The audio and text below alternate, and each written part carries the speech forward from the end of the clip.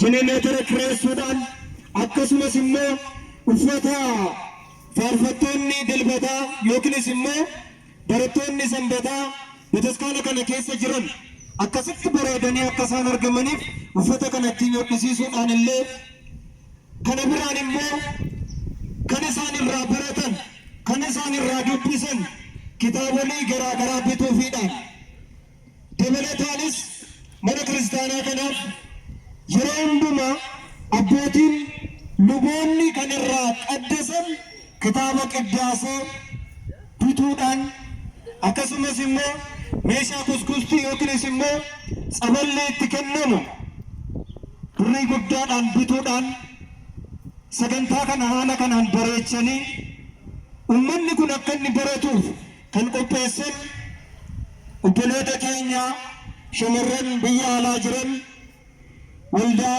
durbeen maariyaamii nuuf kadhatti jedhuudhaan walitti qabamanii guyyaa har'aa kana sagantaa kana nuu qopheessan maqaa Waaqayyoo kan galatameef kan eebbifame nuuf haa ta'u. Lil jiraate Waaqayyoon galateeffadha. Egaa ijoolleen kun bifaan ol hin beekanii maqaadhaan ol hin beekanii akkasumaan illee qaamaan illee wal bira ga'anii wal hin beekan. Bilbilaan yookiinis immoo silkiidhaan walitti qabamuudhaan walitti qindaa'uudhaan mana kiristaanaa kufe mana kiristaanaa dagatamte baadiyyaa keessatti irraanfatamte ishee kana gargaaruudhaaf yeroo hundumaa qarshii argatan irraa walitti qoosuudhaan kunoo sagantaa akkasii har'a akkasitti bareechanii carraan nu qaqqabee karaa obboleettii keenyaa addana jirtuun sagantaan kun akka inni addanatti qophaa'u taasifame. Kanaaf irra deebi'aatii Waaqayyoon galateeffadhaafi. Kanaaf egaa kennaa isaan mana kiristaanaatii qopheessan kana karaa obboleettii keenyaa yootiin durbee yootiin nuuf kennama abbootii lubootaatiif dhiyeessiteetii asitti nuuf kenniti kennaa isaan nuuf qopheessan kana. Kanaaf Waaqayyoon galateeffachaa galata Waaqayyoo galata Waaqayyoo galata Waaqayyoo Waaqayyoo naannoo gaa'ee Waaqayyoo naannoo gaa'ee galata Waaqayyoo harka keessa rukutuudhaan illee Waaqayyoon galateeffadha.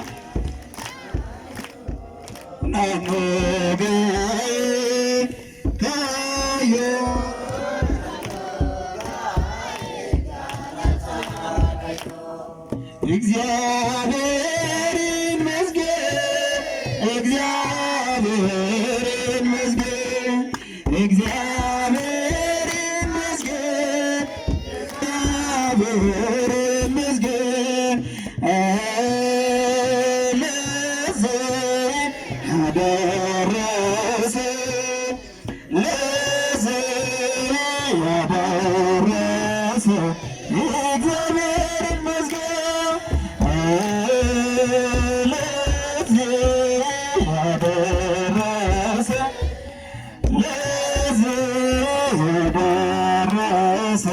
እግዚአብሔርን መስገን ገለኒ Waaqayyoo faata'u ilil jiraate Waaqayyoon galateeffadha. Egaa ijoollee kanaa kadhannaa harka keessan ol qaba hundumti keessan harka keessan ol qaba harka keessan ol qaba. Yoo Waaqayyoo jedhame bakka isaan jiranitti isaaniin eegii jedhani dhukkuba hamaa kanarraa isaaniin nu tiksii jedhani nagaadhaan gara biyya isaaniitti isaaniin deebisii jedhama mala. Akkasuma kan isaan kennan irraa Waaqayyoo akka isaaniin eebbisu Waaqayyoo kan of isaaniif haa eebbisu jedhame. Kan isiniif haa eebbisu jedhani. Akkuma kan ammoo amantii keessanitti isin haa jabeessu jedha. Mana isaa keessa barabaraan isin haa dhaabuu jedhani. Ameen. Waaqayyoon dhuma keenya barabaraan nu haa dhaabu. Harka keessa walitti rukutaati Waaqayyoon galateeffadhuufi. Egaa namoonni irrii sagalan bifadhaati tokko naaf kennaa jedhe nutimmo ishee tokkoon sana lakkiin kenninu isaaf iyyuu kennii jenneeti waaqayyo lataa jirra.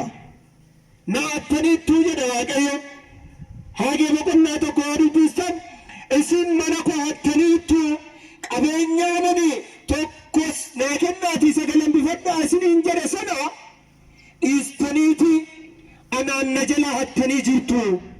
Kanaafi dheekkamsi dhukkubni kan inni isinirraa deemuu dideef kanaafidha. Inni isin galchitan isiniif hin barakatu, yoo nyaattan hin quuftani, yoo uffattan isinirraa hin bareedu, yoo galfattan gombisaa keessa hin jiru, barakaa isiniif hin qabu nuun jedha waaqayyo. Kanaaf 10 keessaa tokko naa kennaa. Yoo mana waaqayyootiif 10 keessaa tokko kennitanii inni isin qottan isinii barakata, yoo uffattan isinirraa bareeda, yoo nyaattan hin quuftu.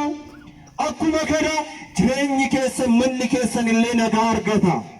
Amma kuntaala 100 gashannee gaafa utuu bokkaan hin roobin manni qullaa ta'u jira.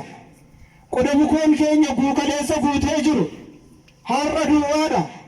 Kaleessa alli keenya manni keenya minaan kan ta'e har'a gabaabaadhee bitaa jirra ijoollee waaqayyo. Sababni kun ta'eef immoo waan arganne keessaa 10 keessaa waaqayyoof kennuu waan dadhabneefidha. Mana kana waan irraanfattaniifidha. Dhageessaniittu mana kana waan irraanfattanidha. Har'a ayyaana waggaa taa'ee naannoo hundumtuu yaa'ee dhufe malee gaafa sanbataa yookiinis immoo gaafa guyyaa biraa addana dhufee namni mana kana daawwatu tokkollee hin jiru. Hin jiraa? Mee isinumti dubbadhaa hin jiraa namoota? Hin jiru. Kanaaf irraanfanneerra mana kana. Har'a kan wareegame wareegamtichi tajaajila waaqayyo ija mana ija waaqayyo jedhamee ija biyya lafaa jedhamee kan waaname qulqullichi Phaawulos maal jedha? ዕለት ዕለት የሚከብደን ስለ አብያተ ክርስቲያን ነው ይላል። yeroo hundumaa anaan kan na dhiphisu, kanaan na rakkisu, kan na yaaddessu waa'ee mana kiristaanaati. Ani isa kaan lakkaawwanni isayyuu waa'een mana kiristaanaa kanaanan na yaaddessan. Kan waaqayyo yeroo gadi qabnu waaqayyo inni samiirraa bokkaa nuu roobsu, inni aduu nuu baasu, inni yeroo isaatiitti midhaan qonnee facaafnu dachaa godhee nuuf kennu mana inni keessa jiraatu kana fakkaata. Argaa jirtu? Isinitti mul'ata? Abbootii isinitti mul'ata? Argaa jirtu mana kana? Mana keenya ofii keenya bareechannee manni waaqayyo gaafa akkasitti taa'u nama gaddisiisa moo nama gammachiisa? Mee dubbadhaa mee nama gaddisiisa moo nama gammachiisa? Kanaafuu maal haa ta'u? Haa ta'u ijaaramu kan jettan harka keessan ol kaasaa, hundumti keessan harka keessan ol kaasaa. Namni hin kaasne yoo jiraate waaqayyoon arga.